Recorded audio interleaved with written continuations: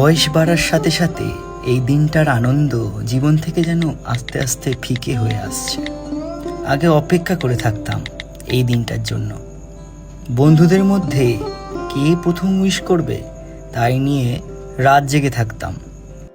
বন্ধু, পরিবার, পরিজনদের সাথে এই দিনটা বেশ আনন্দে কাটত। আজকাল এইসব আর ভালো লাগে না। কারোর জন্মদিনের উইশের অপেক্ষায় আমি আর থাকি না, নিজেকে নিয়ে থাকি। না আছে সেই কেক কাটার আনন্দটা, তবে এই দিনটা শুধুই আমার। তাই নিজেকে প্রতিজ্ঞা করি, নিজের খেয়াল রাখবো, নিজেকে আরও বেশি ভালোবাসবো, আরও শক্ত হয়ে দাঁড়াবো, আর অবশ্যই ভালো রাখবো নিজেকে। শুভ জন্মদিন শুভ।